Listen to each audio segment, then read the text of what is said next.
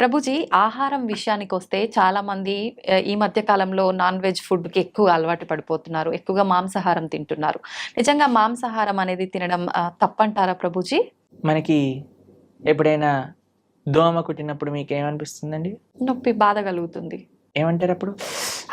దోమ కుట్టింది పాట్ అని వేసేస్తారు కొంతమంది అయితే. అరే ఆ దోమ ఎక్కడుందో పట్టుకొని రారా, దాన్ని ఎలా అయినా చంపేయాలి. ఇప్పుడు బాటిల్ తీసుకొని ఏమంటారు, మీరు యుద్ధానికి వెళ్ళినట్టు దోమల వెనకాల పడి దోమని చంపేస్తే.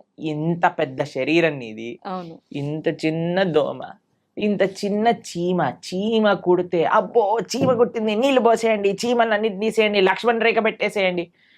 ఇంత పెద్ద శరీరంలో ఏదో ఒక మూలన ఇంత చిన్న నొప్పి వస్తేనే భరించలేని మనము ఒక ప్రాణిని ఒక కత్తి తీసుకొని గొంతు కోసేసి అది విలవిల్లాడుతూ రక్తం కక్కేసి అలాంటి నొప్పి వేరే వాళ్ళకి ఇవ్వడానికి ఎలా సిద్ధం అవుతామండి? ఒకసారి చెప్పండి.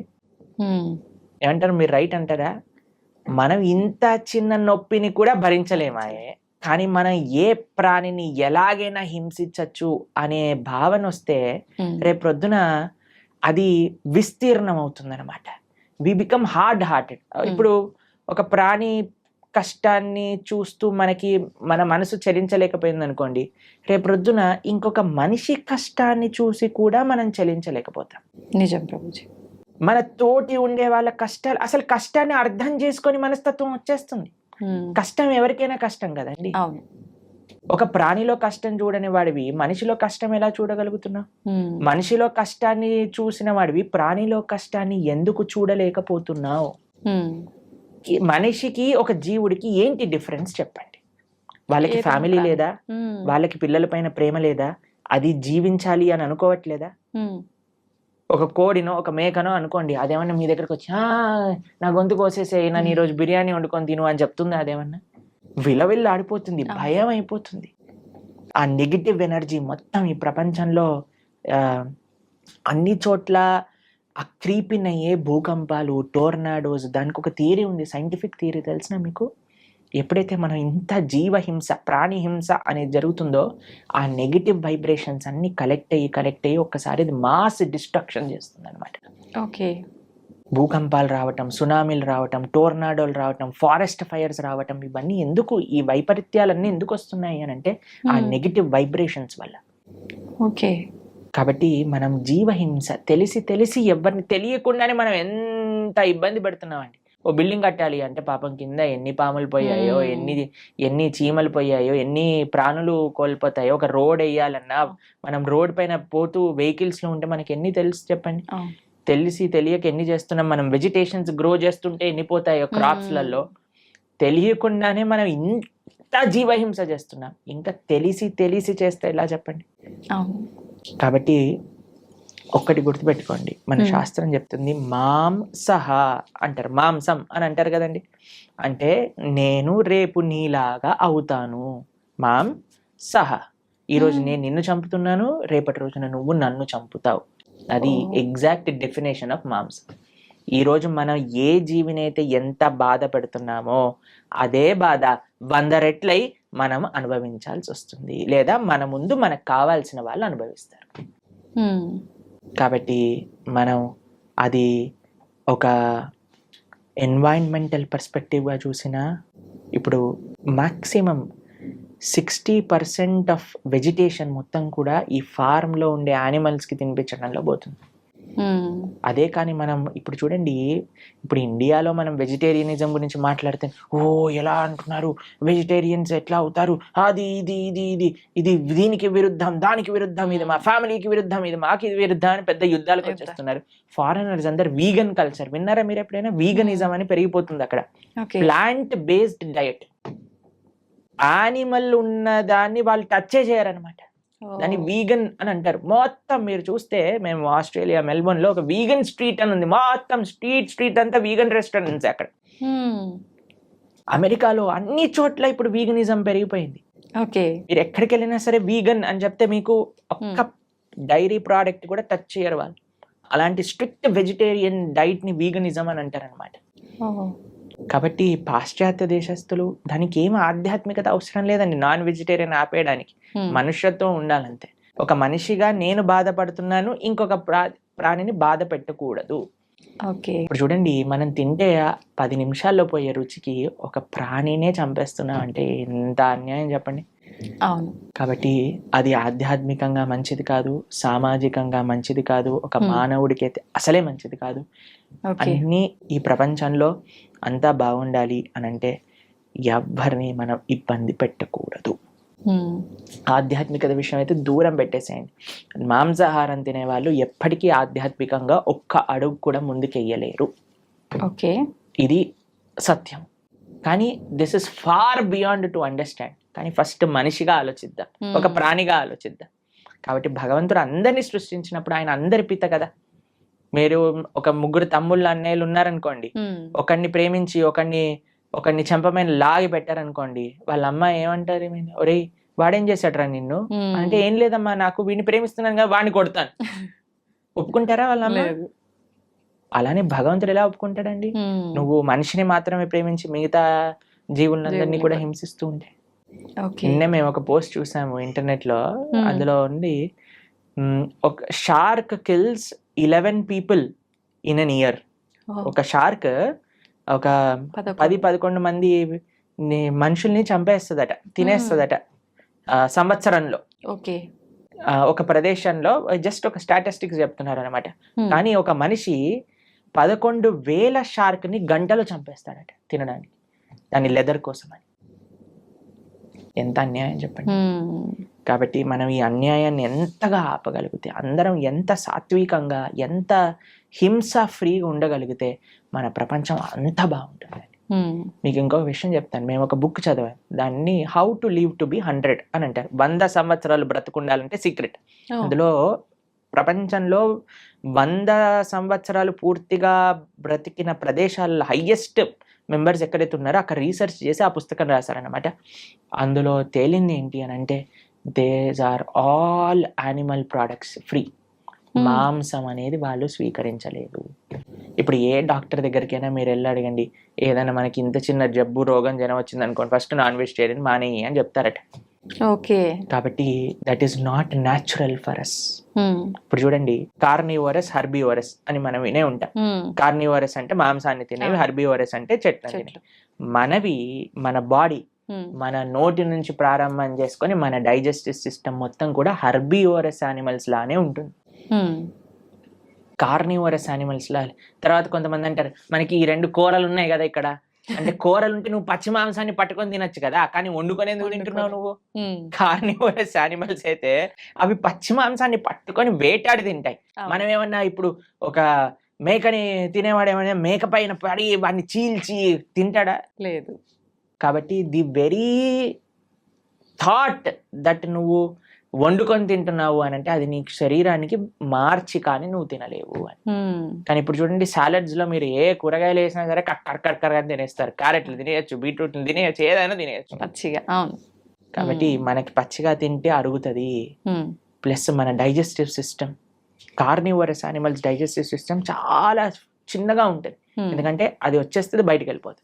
కానీ మనది మాత్రం లాంగ్ ఇంటెస్టైన్, స్మాల్ ఇంటెస్టైన్, అవి డైజెస్ట్ చేసి దాన్ని న్యూట్రియంట్ కాంప్లెక్స్ చేసి అన్ని శరీరానికి ఎనర్జీ అందించి అప్పుడు కానీ బయటకు వస్తుంది.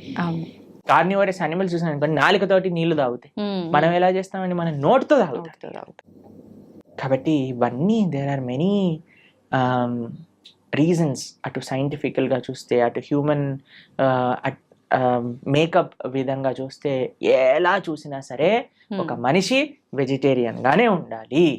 Okay. He cannot kill any living being. Okay. అయితే ప్రభుజీ, ఇది సృష్టికి విరుద్ధం అయినప్పుడు భగవంతుడు ఎందుకు దీన్ని ఆపలేకపోతున్నాడు మరి? అయితే ఇది తినొచ్చు, ఆ జంతువులు పుట్టిందే మానవులు తినటానికి అని ఎవరైనా మీకు సర్టిఫికెట్ ఇచ్చారా? ఉంటారు కదా. భగవంతుడు ఇచ్చాడా చెప్పండి. భగవంతుడు ఆపట్లేదు అని మీరు అన్నారు కదా, కానీ భగవంతుడు తిను అని ఎక్కడేం చెప్పాడా? లేదు. ఏదైనా ఇప్పుడు ఒక మేక పుట్టాక ఇది వీడు తినడానికి అని దానిపైన స్టాంప్ వేసి ఆయన పంపించాడా మనకి? లేదు కదా. ఎందుకు? ప్లస్ ఈ మనిషి కూడా ఎందుకు సెలెక్టివ్ గా ఉన్నాడు? నేను మేకనే తింటా, కోడిని, కుక్కని ఎందుకు తినావు నువ్వు? నీ పెంచుకునే కుక్కకి ఇంకా బయట ఉండే మేకకి ఏంటి డిఫరెన్స్? కొంతమంది డాగ్ లవర్స్ ఉంటారు, మీరు చూసినా, ఓ కన్నా మున్నా చున్నా అని ఎప్పుడు ఇలా కుక్కని ఇలా పట్టుకొని అలా పట్టుకొని, కుక్కకి ఏమన్నా అయితే వాళ్ళు ఏలవటం అవి. అరే ఆ కుక్కకి ఎంతైతే ప్రాణం ఉందో ఆ మేకకి కూడా అంతే ప్రాణం ఉంది. ఏమన్నా మేకల తక్కువ ప్రాణం ఉందా చెప్పండి? లేదు.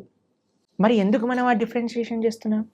భగవంతుడి నీకు తినాలి అని చెప్పలేదు, కాబట్టి భగవంతుడు నీకు తినద్దు అని కూడా వచ్చి చెప్పడు. శాస్త్రం అన్నీ చెప్పింది. ఓకే. మద్యం, పానం, శ్రియ, సూన, యత, అధర్మశ్చ చతుర్విధం. భాగవతం చెప్పింది ఈ విషయం. 4 విషయాలు తప్పు. వ్యభిచారము, మాంసాహారాన్ని స్వీకరించటం, జూదమాడటం, తర్వాత మాదక ద్రవ్యాలు, సిగరెట్, మందు, గుట్కా, మాణిక్ చంద్ ఇవన్నీ వేసుకుంటారు కదండి. ఇవన్నీ ఈ 4 అధర్మము అని శాస్త్రం క్లియర్ గా చెప్పింది. ఓకే. కాబట్టి ఈ 4టిని మనం దూరం పెట్టాలి, అప్పుడే మనం మనిషిగా అవుతాం. ఓకే. మాంసాహారం తినడమే తప్పు, అసలు పాపం, మహాపాపం.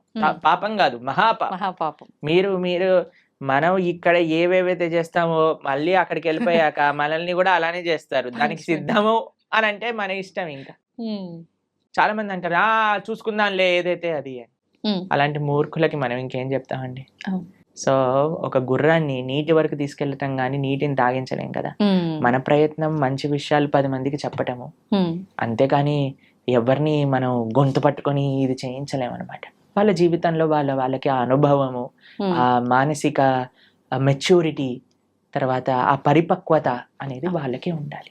అయితే ప్రభుజీ, చాలా మంది ఎక్కువగా భగవంతుని ఆరాధనలో ఆధ్యాత్మిక మార్గంలో ఉంటూ ఉంటారు, యథావిధిగా నాన్ వెజ్ అవన్నీ తీసుకుంటూ ఉంటారు. అలాంటి వాళ్ళు చేసే ఆధ్యాత్మికత, నాన్ వెజిటేరియన్ రెండు ఒక దాటిలోకి రావు. నాన్ వెజిటేరియన్ ఆధ్యాత్మికం అవ్వలేడు. ఆధ్యాత్మికంగా వెళ్ళే వ్యక్తి నాన్ వెజిటేరియన్ తినలేడు. ఓకే. పూజలు పునస్కారాలు వేరే విషయం అండి. పూజలు పునస్కారాలు చేస్తూ నువ్వు నాన్ వెజిటేరియన్ తింటున్నా అది వేరే విషయం. కానీ ఆధ్యాత్మికత అనేసరికి భగవంతుడు ఏంటి, భగవంతుడు ఏం చెప్పాడు అని అర్థం చేసుకోవటం ఆధ్యాత్మికత. భగవంతుడు నన్ను ఎలా జీవించమని చెప్పాడో అర్థం చేసుకొని జీవించటం ఆధ్యాత్మికత. మనం 100 పూజలు చేయి, పునస్కారాలు చేసుకొని ఏదైనా చేసుకోండి, కానీ భగవంతుడు జీవించమన్న జీవన విధానాన్ని మనం ఆచరించకపోతే he will not care for అస్.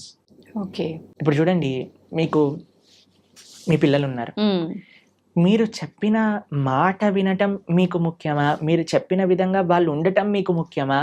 లేదా మీరు చెప్పిన విషయాలు ఏమీ పాటించకుండా బయటికి వెళ్ళి మా అమ్మ ఇంత గొప్పది, మా అమ్మ అంత గొప్పది, మీ ఫోటో పెట్టుకొని రూమ్లో రోజు పొద్దున అగరబత్తులు తిప్పేసి ఆరతులు పెట్టేసి మీకు పెద్ద పెద్ద మాలలు వేయటం ముఖ్యమా? మీరు చెప్పండి, ఏది మీకు సంతోషాన్ని ఇస్తుంది? చెప్పిన మాట ఆచరిస్తే అంతే కదా. చెప్పిన మాట ఆచరించి మీరు పెద్దగా ఏం చేయకపోయినా మీరు ఆనందంగానే ఉంటారు కదా.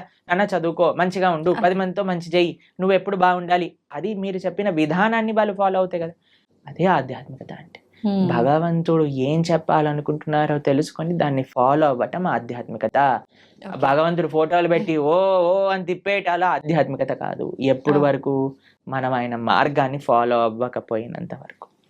ఒక్కసారి మనం ఆయన చెప్పే విధానాన్ని ఫాలో అవుతూ మిమ్మల్ని ప్రేమతో, ఇప్పుడు చూడండి, మీ పిల్లలు మీరు చెప్పిన విషయాలు అన్నీ మంచిగా విని మీ పుట్టినరోజు రోజు ఒక గ్రీటింగ్ కార్డ్ చేసి మీకు చాలా సేపు కష్టపడి ఒక గ్రీటింగ్ కార్డ్ చేసి ఇచ్చారనుకోండి, మీకు ఎంత సంతోషం ఇస్తుంది. అరే మా పిల్లలు ఎంత బంగారు కొండలరా, నేను చెప్పిందన్ని మాటలు వింటారు, నాకు ఇంత ప్రేమ గ్రీటింగ్ కార్డ్ తీసుకొచ్చారనిపిస్తుందా? అలానే భగవంతుడికి కూడా మనం ఎప్పుడైతే ఆయన మాటలు విని ఆయన ఆరాధన చేస్తామో అప్పుడు ఆయనకు అంత సంతోషం వస్తుంది. మీ మాటలు ఎప్పుడు వినకుండా, మిమ్మల్ని ఎప్పుడు పట్టించుకోకుండా బర్త్డేకి మాత్రం పెద్ద గిఫ్ట్ తీసుకొచ్చా, ఏంది ఈ గిఫ్ట్, అరే కనీసం ఎవడడిగాడు నిన్ను అని అంటారు, అంతే కదా. అలానే భగవంతుడు మన పూజలు కూడా అలానే అనిపిస్తాయి. ఇది ఖచ్చితంగా అందరూ తెలుసుకోవాల్సిన విషయం, అంతే కదా.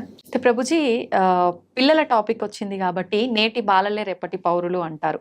అయితే అటువంటి పిల్లల్ని మనం పెంచే విధానము కరెక్ట్గా ఉండకపోవడం వల్ల అంటే ప్రభావం పడుతుందా, లేదంటే విద్యా వ్యవస్థ ప్రభావం ఏమైనా ఉంటుందా ప్రభుజీ? అన్ని ప్రభావం. మనం పెంచే విధానం, విద్యా వ్యవస్థ, టీచర్లు, మీడియా, వాళ్ళు చూపించేవి, వాళ్ళు ఉండే ఫ్రెండ్స్, అన్నిటినీ ప్రభావం ఉంటుంది. కరెక్ట్, అన్నీ కూడా జాగ్రత్తగా ఉండాలి. ఇప్పుడు అన్నిటినీ మార్చేయలేం కదండి. మన వంతు మన మార్పు మనతోటి ప్రారంభం అవ్వాలి. కాబట్టి ఇప్పుడు చూడండి, అందరి పిల్లలకి హాలిడేస్ టైం. ఇప్పుడు మీ హాలిడేస్ లో మీ పిల్లలకి ఏం నేర్పిస్తున్నారు? ఎన్నో మంచి మంచి ఆధ్యాత్మిక కేంద్రములలో సేవా మాధ్యమంగా సమ్మర్ క్యాంప్స్ జరుగుతున్నాయి. మన ఇస్కాన్ హైదరాబాద్లో సమ్మర్ క్యాంప్స్ చేస్తున్నారు. మేము ఆదిలాబాద్లో రేపు సమ్మర్ క్యాంప్ చేస్తున్నాం. పిల్లలకి కనీసం సెలవులు వచ్చినప్పుడైనా మంచిగా సేవ చేసుకునే ఒక అవకాశాన్ని ఇవ్వండి. గోశాలకి తీసుకెళ్ళండి, శ్లోకాలు నేర్పించండి, మ్యూజిక్, మన క్లాసికల్ మ్యూజిక్ నేర్పించండి, క్లాసికల్ డాన్స్ నేర్పించండి. మన కల్చర్కి ఎంత దగ్గరగా మనకి సమయం ఉన్నప్పుడు, ఇప్పుడు స్కూల్ ఉన్నప్పుడల్లా అంటే కష్టమే, కానీ అట్లీస్ట్ ఫెస్టివల్స్ టైంలలో మనకి ఇలా సమ్మర్ హాలిడేస్ వచ్చినప్పుడు, వింటర్ వెకేషన్స్ వచ్చినప్పుడు మనం ఏదైనా మంచి ఆధ్యాత్మిక ప్రదేశానికి తీసుకెళ్ళటం, అక్కడ ఉండే మంచి వ్యక్తులతో కల్పించటం, మాట్లాడించటం, వాళ్ళకి కల్చర్ని ఇంట్రడ్యూస్ చేయటం, ఇలా కానీ మన శక్తియుతంగా మనం ప్రయత్నించి, ఇప్పుడు చూడండి we can do our best. దాని తర్వాత ఇంకా వాడికి జీవితంలో ఏం చేసుకుంటారో అనేది వాళ్ళ ఇష్టం. కానీ మనము ఇవ్వకపోతే మన తప్పు అవుతుంది. కాబట్టి వాట్ వీఆర్ సేయింగ్ ఇస్, అందరు పేరెంట్స్ కూడా మీ వైపు నుంచి మీరు ప్రయత్నం చేయండి. ఇప్పుడు సమ్మర్ హాలిడేస్ వచ్చాయి, మంచి ఆధ్యాత్మికంగా అలానే విశేషాలు అన్నీ కూడా నేర్పించేటట్టుగా మంచి విశేషాలు నేర్పించండి. మ్యూజిక్లో మంచి విశేషాలు, డాన్స్లో మంచి విశేషాలు, శ్లోకాల్లో మంచి విషయం, అన్నిట్లో మంచి ఉంది, ఆ మంచిని నేర్పించండి అని చెప్తున్నా అంతే. ఓకే. కాబట్టి సమయం ఉన్నప్పుడు పిల్లల్ని ఎంగేజ్ చేయాలండి. పిల్లలకి ఫ్రీ టైం ఇస్తే వాళ్ళు పాడైపోతారు. కాబట్టి మీకు సమయం ఉన్నప్పుడు మీరు కానీ హాలిడేస్లో వాళ్ళని ఎంగేజ్ చేయలేదనుకోండి, ఫోన్కి అడిక్ట్ అయిపోతారు, టీవీకి అడిక్ట్ అయిపోతారు, తర్వాత టెలివిజన్కి అడిక్ట్ అయిపోతారు. ఇవన్నీ మనకు వద్దు అన్నప్పుడు వాళ్ళని మార్నింగ్ టిల్ నైట్ స్కిల్స్లో ఎంగేజ్ చేయండి. స్విమ్మింగ్ నేర్పించండి, ఇన్స్ట్రుమెంట్స్ నేర్పించండి, ఎక్సర్సైజ్కి తీసుకెళ్ళండి.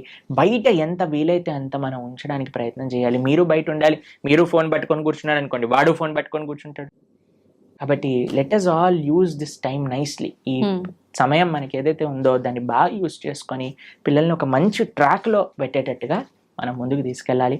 మీ అందరికీ మంచి వేసవి సెలవులలో మంచి ఆధ్యాత్మిక మార్గం వైపు మీరు నడుస్తూ మీ పిల్లల్ని నడిపిస్తారు అని భావిస్తూ, హరే కృష్ణ.